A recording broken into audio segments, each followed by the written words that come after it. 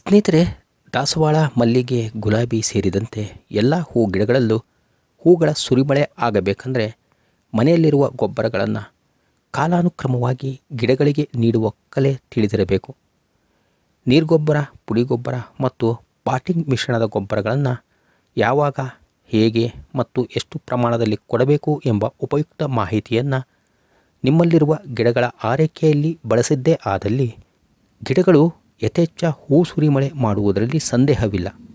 ಹಾಗಾಗಿ ಇಂದಿನ ವಿಡಿಯೋ ಅಂತ್ಯದವರೆಗೂ ನೋಡಿ ಆನಂದಿಸುವಿರಾಗಿ ಆಶಿಸುತ್ತಾ, ಆತ್ಮೀಯ ವೀಕ್ಷಕ ಸ್ನೇಹಿತರೆ, ತಾವು ಮೇರಿಸ್ ಮನೆ ಗಾರ್ಡನ್ ಚಾನಲನ್ನು ವೀಕ್ಷಣೆ ಮಾಡುತ್ತಿದ್ದು ನಾನು ನಿಮ್ಮ ದೀಪಕ್ ಕುಮಾರ್ ಟಿ ತಮಗೆಲ್ಲ ಆದರದ ಸ್ವಾಗತ ಕೋರುತ್ತೇನೆ.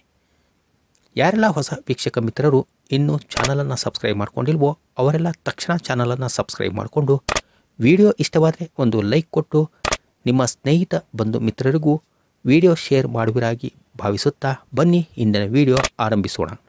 ಸ್ನೇಹಿತರೆ, ಮಳೆಗಾಲದಲ್ಲಿ ನೀರು ಗೊಬ್ಬರ ಕೊಡಬಾರ್ದು ಅಂತಾರೆ. ಇದಕ್ಕೆ ಕಾರಣ ಮಳೆ ನೀರಿನೊಂದಿಗೆ ಗೊಬ್ಬರದ ನೀರು ಬೆರೆತು ನಿಂತು ಗಿಡಗಳ ಬೇರು ಕೊಳೆಯುವ ಸಾಧ್ಯತೆ ಹೆಚ್ಚಾಗಿರುತ್ತದೆ.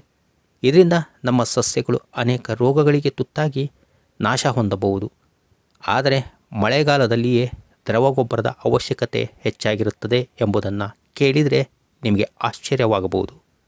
ಮಳೆಗಾಲದಲ್ಲಿ ಕೊಟ್ಟ ಪುಡಿ ಗೊಬ್ಬರ ಮಣ್ಣಿನಲ್ಲಿ ಬೆರೆತು ತನ್ನ ಪೌಷ್ಟಿಕತೆ ಗುಣವನ್ನು ಗಿಡಗಳಿಗೆ ಉಣಬಡಿಸುವ ಮುನ್ನ ಮಳೆ ನೀರಿನಲ್ಲಿ ಕೊಚ್ಚಿ ಹೋಗಿರುತ್ತದೆ. ಹಾಗಾಗಿ ಮಳೆ ಬೀಳುವ ಸಮಯದಲ್ಲಿ ಪುಡಿ ಗೊಬ್ಬರ ನೀಡುವ ಪ್ರಮಾಣ ಕಡಿಮೆ ಮಾಡಿ ಮಳೆ ನಿರಂತರ 2-3 ದಿನಗಳ ಬಿಡುವು ನೀಡಿರುವಾಗ ಗಿಡಗಳ ಬುಡಭಾಗದ ಮಣ್ಣಿನ ತೇವಾಂಶ ಕಡಿಮೆಯಾಗಿ ಕನಿಷ್ಠ 1 ಇಂಚಿನಷ್ಟು ಒಣಗಿರುವಂತೆ ಕಂಡುಬಂದಾಗ ಸಿದ್ಧವಿರಿಸಿಕೊಂಡಿರುವ ನೀರುಗೊಬ್ಬರ ಅಂದರೆ ದ್ರವ ಗೊಬ್ಬರವನ್ನು ನೀರಿನೊಂದಿಗೆ ಬೆರೆಸಿ ಬೇಸಿಗೆ ಮತ್ತು ಚಳಿಗಾಲದಲ್ಲಿ ಗಿಡಗಳಿಗೆ ಕೊಡುತ್ತಿದ್ದ ನೀರಿನ ಅರ್ಧ ಪ್ರಮಾಣದಷ್ಟು ಅಂದರೆ ಒಂದು ಗಿಡಕ್ಕೆ 250 ml-ನಿಂದ 300 ml-ನಷ್ಟು ಗಿಡದ ಬುಡಭಾಗದ ಮಣ್ಣನ್ನು ಕೆದಕಿ ಕೊಡುವುದರಿಂದ ಮತ್ತೆ ಮಳೆ ನೀರಿನಲ್ಲಿರುವ ಅನೇಕ ಪೋಷಕಾಂಶಗಳ ಸಮೃದ್ಧತೆಯಿಂದ ಬೆರೆತ ನೀರು ಗೊಬ್ಬರ ಗಿಡಗಳಲ್ಲಿ ಅತ್ಯಧಿಕ ಹೂಗಳ ಸುರಿಮಳೆಗೆ ಕಾರಣವಾಗುತ್ತದೆ. ಮಳೆ ಈ ರೀತಿ ಬಿಡುವು ಕೊಟ್ಟಾಗಲೆಲ್ಲ ವಿವಿಧ ರೀತಿಯ ನೀರು ಗೊಬ್ಬರಗಳನ್ನು ಮನೆಯಲ್ಲಿರುವಂತಹ ಪದಾರ್ಥಗಳಿಂದ ತಯಾರಿಸಿ ನೀರಿನೊಂದಿಗೆ ಬೆರೆಸಿ ಕೊಡುವ ಅಭ್ಯಾಸ ರೂಢಿಸಿಕೊಂಡಲ್ಲಿ ಹೂವಿನ ಗಿಡಗಳಲ್ಲಿ ಸದಾಕಾಲ ಅನೇಕ ಹೂಗಳು ಅರಳಿರುವುದು ಕಾಣಬಹುದು. ಕೆಲ ಸುಲಭ ಗೊಬ್ಬರ ದ್ರಾವಣಗಳನ್ನು ತಯಾರಿಸುವ ವಿಧಾನವನ್ನು ನೋಡೋದಾದರೆ, ಅತ್ಯಧಿಕ ಹೂವಿನ ಇಳುವರಿಗೆ 2 ಚಮಚ ಸಾಸಿವೆ ಪುಡಿ ಮಾಡಿ 1 ಲೀಟರ್ ನೀರಿನಲ್ಲಿ 24 ಗಂಟೆಗಳ ಕಾಲ ನೆನೆಯಲು ಬಿಟ್ಟು ನಂತರ 3 ಲೀಟರ್ ನೀರಿನೊಂದಿಗೆ ಬೆರೆಸಿ ಮಲ್ಲಿಗೆ ಗಿಡಗಳಿಗೆ ನೀಡಿದರೆ ಬಾಳೆಹಣ್ಣಿನ ಸಿಪ್ಪೆಯನ್ನು ಇದೇ ವಿಧಾನದಲ್ಲಿ ನೆನೆಸಿ ಸೋಸಿಕೊಂಡು ತಿಳಿ ನೀರಿಗೆ ಅದೇ ಪ್ರಮಾಣದ ನೀರನ್ನು ಬೆರೆಸಿ ದಾಸವಾಳ, ಮಲ್ಲಿಗೆ, ಕಣಗಿಲೆ, ಗುಲಾಬಿ ಹೀಗೆ ಎಲ್ಲ ಹೂ ಬಿಡುವ ಸಸ್ಯಗಳಿಗೆ ನೀಡಬಹುದು. ಇನ್ನು ಅಕ್ಕಿ, ಬೇಳೆ ಕಾಳು ತೊಳೆದ ನೀರಿಗೆ ತರಕಾರಿ, ಸೊಪ್ಪು, ಹಣ್ಣುಗಳ ಸಿಪ್ಪೆಗಳನ್ನು ಬೆರೆಸಿ 24 ಗಂಟೆಗಳ ಕಾಲ ನೆನೆಸಿ ಬಸಿದುಕೊಂಡ ನೀರನ್ನು ಅದೇ ಪ್ರಮಾಣದ ನೀರಿನೊಂದಿಗೆ ಬೆರೆಸಿ ಕೊಡುವುದರಿಂದ ಬೇರು, ಕಾಂಡ, ಎಲೆಗಳ ಉತ್ತಮ ಬೆಳವಣಿಗೆಯಾಗುವುದಲ್ಲದೆ ದಿನನಿತ್ಯದ ಹೂ ಬಿಡಲು ಉತ್ತೇಜನ ನೀಡಿದಂತಾಗುವುದು. ಇದಿಷ್ಟೇ ಅಲ್ಲದೆ organic bio enzyme, gibberellic acid, humic acid, amino acid ಮತ್ತು ತರಕಾರಿ ಸಿಪ್ಪೆಗಳ ದ್ರಾವಣ ತಯಾರಿಸಿ ಕೊಡುವುದರಿಂದ ನಿಮ್ಮಲ್ಲಿರುವ ಸಸ್ಯಗಳೆಲ್ಲ ಆರೋಗ್ಯದಿಂದ ಹಚ್ಚ ಹಸುರಾಗಿ ನೂರಾರು ಹೂಗಳ ಅರಳುವಿಕೆಗೆ ಉತ್ಸಾಹ ತೋರುತ್ತವೆ. ಇಂತಹ ದ್ರವ ಗೊಬ್ಬರ ತಯಾರಿಸಿ ಎಷ್ಟು ಪ್ರಮಾಣದಲ್ಲಿ, ಯಾವಾಗ, ಏಕೆ ನೀಡಬೇಕು ಎಂಬ ಸವಿವರವಾದ ಮಾಹಿತಿ ಹೊತ್ತ ಅನೇಕ ವಿಡಿಯೋಗಳು ಈಗಾಗಲೇ ನಮ್ಮ ಪ್ಲೇಲಿಸ್ಟ್ನಲ್ಲಿ ಲಭ್ಯವಿದ್ದು ಆಸಕ್ತ ವೀಕ್ಷಕ ಸ್ನೇಹಿತರಿಗಾಗಿ ಅದರ ಲಿಂಕನ್ನು ಡಿಸ್ಕ್ರಿಪ್ಷನ್ನಲ್ಲಿ ನೀಡಿರುತ್ತೇವೆ.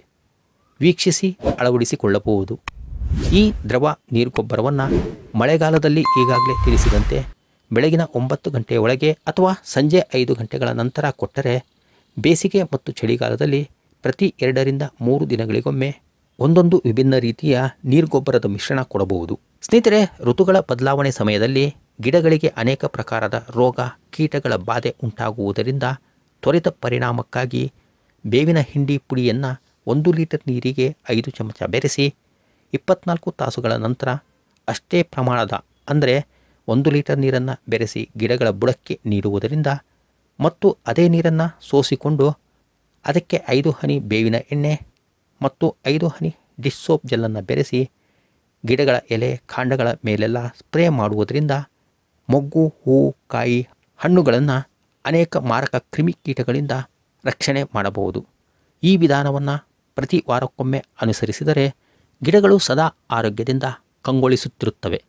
ಮತ್ತೊಂದು ವಾರದಲ್ಲಿ 5 ಬೆಳ್ಳುಳ್ಳಿ ಎಸಳುಗಳು, 2 ಖಾರದ ಮೆಣಸಿನಕಾಯಿ ಚೆನ್ನಾಗಿ ರುಬ್ಬಿ 1 ಲೀಟರ್ ನೀರಿಗೆ 5 ಹನಿ ಬೇವಿನ ಎಣ್ಣೆ, 1 ಚಿಟಿಕೆ ಬೇಕಿಂಗ್ ಸೋಡಾ ಮತ್ತು 1 ಚಿಟಿಕೆ ಸೋಪಿನ ಪುಡಿ 24 ತಾಸು ನೆನೆಸಿ ನಂತರ ಸೋಸಿಕೊಂಡು ಸಾಯಂಕಾಲದ ಸಮಯದಲ್ಲಿ ಗಿಡಗಳ ಎಲೆ, ಮೊಗ್ಗು, ಕಾಂಡಗಳ ಮೇಲೆ ಸ್ಪ್ರೇ ಮಾಡುವುದರಿಂದ ಸ್ಪೈಡರ್ ಮೈಟ್, ಮಿಡತೆ, ಆಫಿಡ್ಸ್ ಸೇರಿದಂತೆ ಅನೇಕ ವಿಧದ ಕೀಟಗಳ ಸಂತತಿ ನಾಶವಾಗುವುದು. ಇನ್ನು ಪುಡಿ ಗೊಬ್ಬರವನ್ನು ಮಳೆಗಾಲದಲ್ಲಿ ಮಳೆ ಬಿಡುವು ನೀಡಿದಾಗ ಗಿಡಗಳ ಬುಡಭಾಗದ ಮಣ್ಣನ್ನು ಕೆದಕಿ 1 ಗಿಡಕ್ಕೆ 1 ಚಮಚದಂತೆ ಹರಡಿ ಅದರ ಮೇಲೆ ಮತ್ತೆ 1 ಇಂಚಿನಷ್ಟು ಮಣ್ಣಿನ ಹಾಸು ಹರಡುವುದರಿಂದ ಪೂರ್ಣ ಪ್ರಮಾಣದಲ್ಲಿ ಮಳೆಯ ನೀರಿಗೆ ಕೊಚ್ಚಿ ಹೋಗಬಹುದಾದ ಪುಡಿ ಗೊಬ್ಬರದ ಉಳಿತಾಯವಾಗುತ್ತದೆ ಹಾಗೂ ಗಿಡಗಳಿಗೆ ಬಿಡುಗಡೆಯಾಗುವ ಪೋಷಕಾಂಶಗಳು ದೊರೆತಂತಾಗುತ್ತದೆ. ಸ್ನೇಹಿತರೆ, ಮನೆಯಲ್ಲೇ ತಯಾರಿಸಿಕೊಳ್ಳಬಹುದಾದ ಪುಡಿ ಗೊಬ್ಬರಗಳು ಅಂದರೆ ಬಾಳೆಹಣ್ಣಿನ ಸಿಪ್ಪೆಯಿಂದ ಆರಂಭಿಸಿ ಎಲ್ಲ ರೀತಿಯ ಹಣ್ಣಿನ ಸಿಪ್ಪೆ, ತರಕಾರಿ ಸಿಪ್ಪೆ, ಬಾಡಿದ ಹೂಗಳು, ಸೊಪ್ಪು, ಎಲೆಗಳನ್ನೆಲ್ಲ ಚೆನ್ನಾಗಿ ಬಿಸಿಲಿನಲ್ಲಿ ಒಣಗಿಸಿ ಪುಡಿ ಮಾಡಿಟ್ಟುಕೊಂಡು ಇದನ್ನೇ ಪುಡಿ ಗೊಬ್ಬರವಾಗಿ ಮತ್ತು ಇದೇ ಪುಡಿಯ ಮಿಶ್ರಣಗಳನ್ನು 1 ಲೀಟರ್ ನೀರಿನಲ್ಲಿ 2 ಚಮಚದಂತೆ ನೆನೆಸಿ 24 ಗಂಟೆಗಳ ನಂತರ ಗಿಡಗಳಿಗೆ ಕೊಡುವುದು. ಇದರಿಂದ ಮನೆಯ ತ್ಯಾಜ್ಯ ಅತ್ಯುತ್ತಮ ಸಾವಯವ ಗೊಬ್ಬರವಾಗಿ ಮಾರ್ಪಟ್ಟರೆ ಚೆನ್ನಾಗಿ ಒಣಗಿಸಿ ಪುಡಿ ಮಾಡಿ ಶೇಖರಿಸಿದ ಗೊಬ್ಬರದ ಪುಡಿಯನ್ನು ಪ್ಲಾಸ್ಟಿಕ್ ಕಂಟೈನರ್ನಲ್ಲಿ ವರ್ಷಗಳವರೆಗೆ ಸಂಗ್ರಹಿಸಿ ಬಳಸುತ್ತಿರಬಹುದು. ಇದಲ್ಲದೆ ಮೊಟ್ಟೆ ಸಿಪ್ಪೆಗಳನ್ನು ಪುಡಿ ಮಾಡಿ ಗಿಡಗಳಿಗೆ ಅನ್ವಯಿಸುವುದರಿಂದ ಅಕಾಲಿಕವಾಗಿ ಮೊಗ್ಗು ಹಳದಿಯಾಗಿ ಉದುರುವ ಸಮಸ್ಯೆ ನೀಗಿಸಬಹುದು.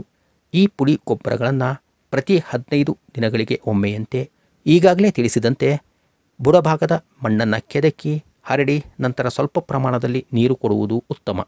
ಸ್ನೇಹಿತರೆ, ಗಿಡಗಳನ್ನು ನೆಡುವಾಗ ಮತ್ತು ರಿಪಾಟಿಂಗ್ ಮಾಡುವ ಸಂದರ್ಭಗಳಲ್ಲಿ ಮಣ್ಣಿನೊಂದಿಗೆ ದನದ ಕೊಟ್ಟಿಗೆ ಗೊಬ್ಬರ, ಕುರಿ ಗೊಬ್ಬರ, ಎರೆಹುಳು ಗೊಬ್ಬರ, ಬೋನ್ ಮೀಲ್, ಬೇವಿನ ಹಿಂಡಿ ಪುಡಿ, Epsom salt, cocopeat, Trichoderma, seaweed, Pseudomonas ಜೊತೆಗೆ ಮನೆಯಲ್ಲಿ ಈಗಾಗಲೇ ತಿಳಿಸಿರುವಂತೆ ತಯಾರಿಸಿಕೊಂಡಿರುವ ಎಲ್ಲ ರೀತಿಯ ಹಣ್ಣಿನ ಸಿಪ್ಪೆ ಪುಡಿ ಗೊಬ್ಬರ, ಮೊಟ್ಟೆ ಸಿಪ್ಪೆ ಪುಡಿಗಳೊಂದಿಗೆ ಬೆರೆಸಿದ ಮಿಶ್ರಣಗಳನ್ನು ಪಾಟಿಗೆ ತುಂಬಿದ ನಂತರ ಗಿಡಗಳನ್ನು ನೆಡುವುದರಿಂದ ಮತ್ತು ಈಗಾಗಲೇ ತಿಳಿಸಿರುವಂತೆ ನೀರುಗೊಬ್ಬರ ಹಾಗೂ ಪುಡಿ ಗೊಬ್ಬರಗಳನ್ನು ನಿರಂತರವಾಗಿ ಗಿಡಗಳಿಗೆ ಅನ್ವಯಿಸುವುದರಿಂದ ಸದಾಕಾಲ ಗಿಡಗಳಲ್ಲಿ ಹೂವಿನ ಸುರಿಮಳೆ ಸಮೃದ್ಧವಾಗಿರುವುದು.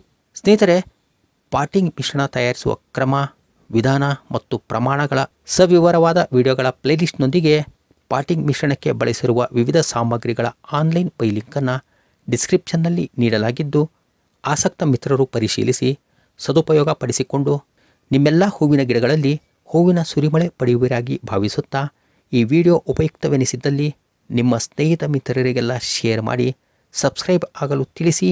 ನಿಮ್ಮ ಸಂದೇಹಗಳನ್ನು ಕಮೆಂಟ್ ಬಾಕ್ಸ್ನಲ್ಲಿ ಪ್ರಶ್ನಿಸಿದರೆ ಉತ್ತರಿಸುವ ಭರವಸೆ ನೀಡುತ್ತಾ ಮತ್ತೊಂದು ಉಪಯುಕ್ತ ಗಾರ್ಡನಿಂಗ್ ಮಾಹಿತಿ ಹೊತ್ತ ವಿಡಿಯೋದಲ್ಲಿ ಸಿಗೋಣ. ಅಲ್ಲಿಯವರೆಗೂ ಸರ್ವೇ ಜನಾಃ ಸುಖಿನೋ ಭವಂತು.